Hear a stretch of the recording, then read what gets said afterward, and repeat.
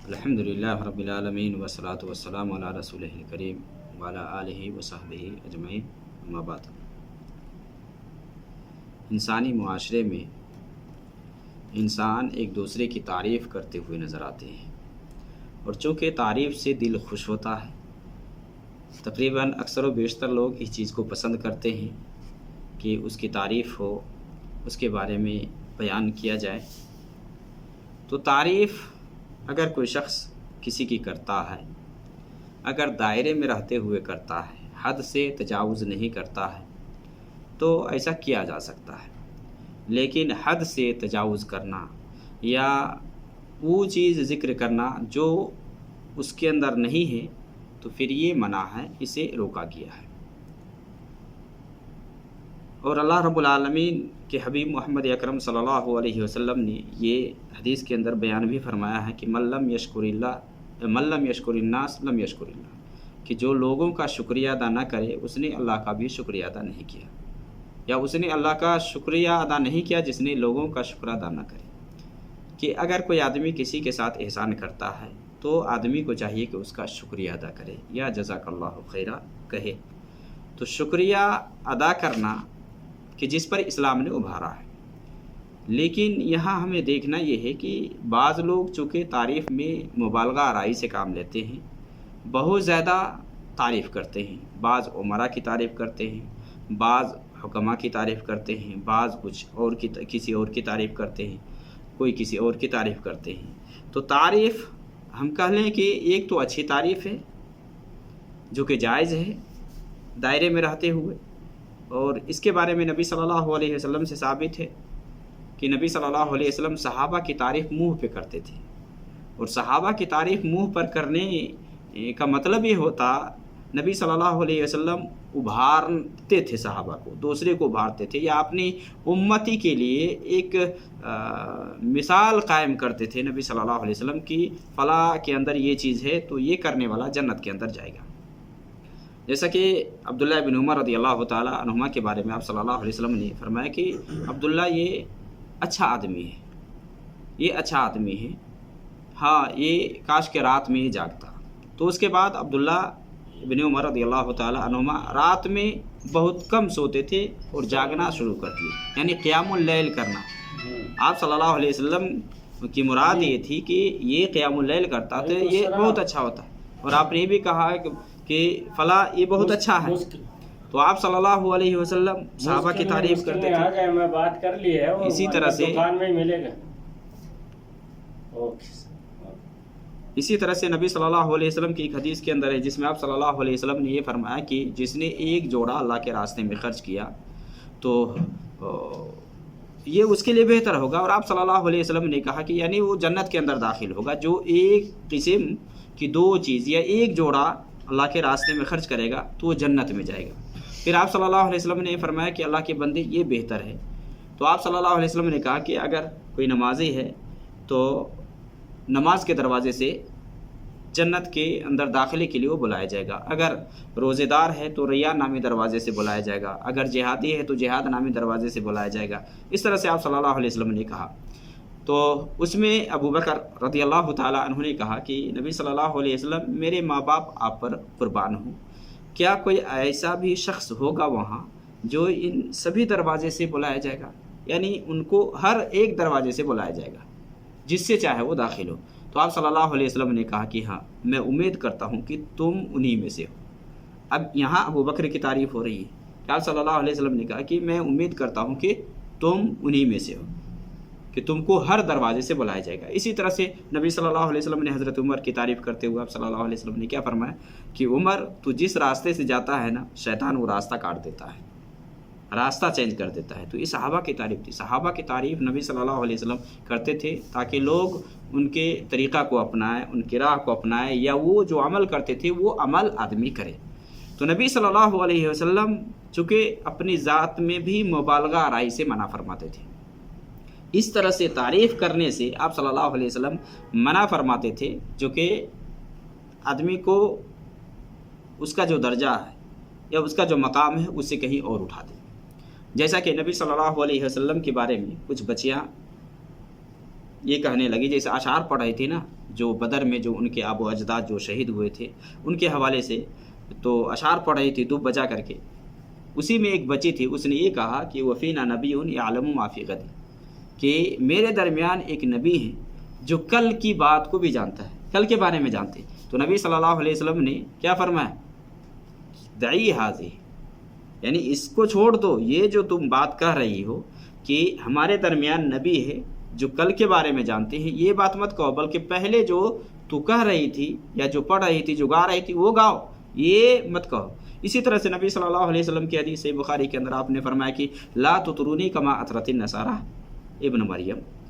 فانما انا عبد فقولوا عبد اللہ ورسول، کہ مجھے اس طرح سے مت بڑھانا جس طرح کہ نصرانیوں نے عیسائیوں نے عیسیٰ کو بڑھا دیا. میں اللہ کا بندہ ہوں، لہٰذا تو مجھے اللہ کا بندہ اور اس کا رسول کہنا. نبی صلی اللہ علیہ وسلم خود اپنے بارے میں بھی مدح سرائی کرنے سے منع فرمائے. کس طرح سے؟ ہاں، نبی صلی اللہ علیہ وسلم تو تعریف کے لائق ہی، آپ کے نام محمد، آپ کا نام ہی محمد ہے، اور آپ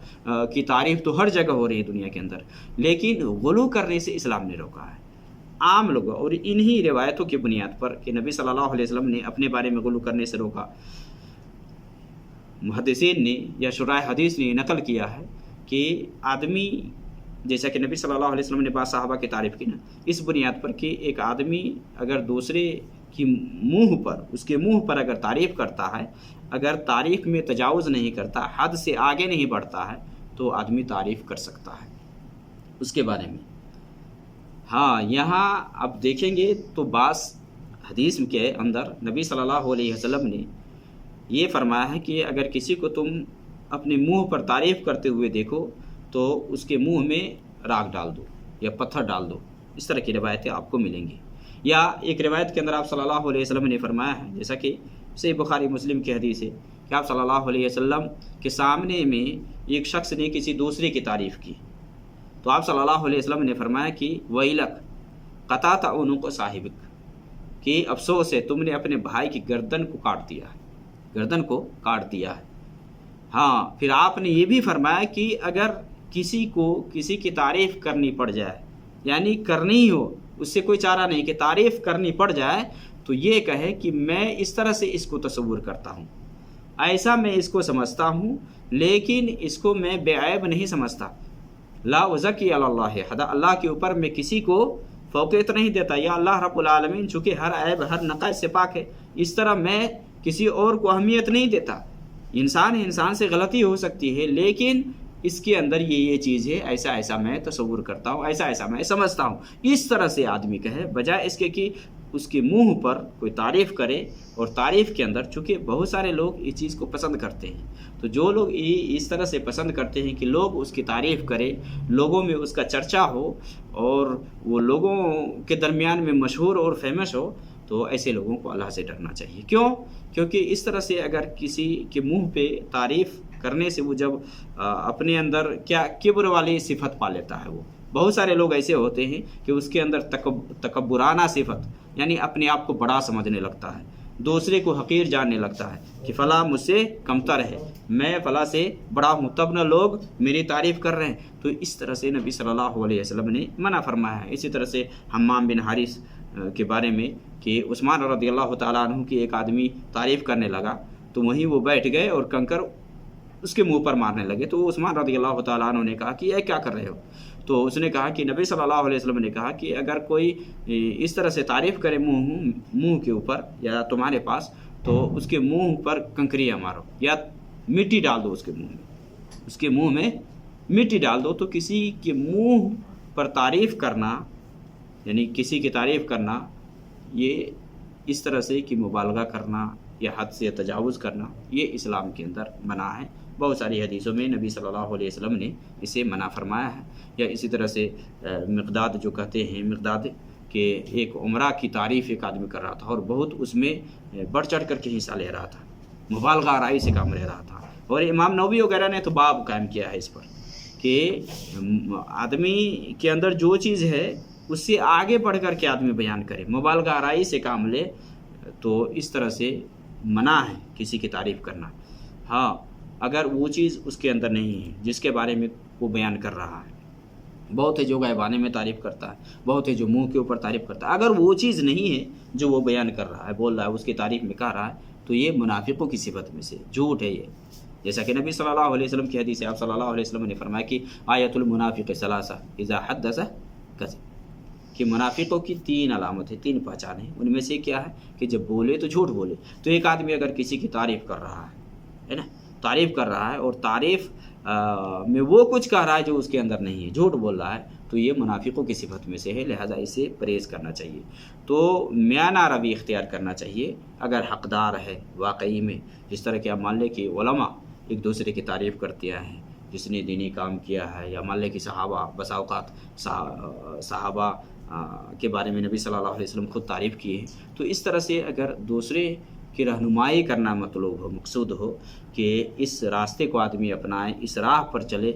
या ये तरीक़ा अपनाए, तो उभारना अगर मतलूब है तो उसके बारे में बयान किया जा सकता है, कहा जा सकता है। लेकिन इस तरह से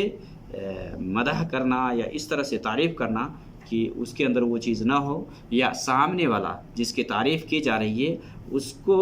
अगर मान लें कि फितना में पड़ने का ख़दशा है, तो फिर इस तरह से तारीफ़ करने से इस्लाम ने रोका है, इसे परहेज़ करना चाहिए। तो तारीफ़ अगर करने की ज़रूरत पड़ जाए तो दायरे में रहते हुए जो चीज़ है उसके बारे में बयान किया जा सकता है, मुबालगा आराई से नहीं। हाँ, अगर एक आदमी के मुंह पे अगर आप तारीफ़ कर रहे हैं, उसे फितना में पड़ने का अगर डर है, ख़तरा है, तो फिर ऐसी सूरत में तारीफ़ करने से परहेज़ करना चाहिए। अल्लाह रब्बुल आलमीन हमें नेकी की तौफ़ीक़ अता फ़रमाए।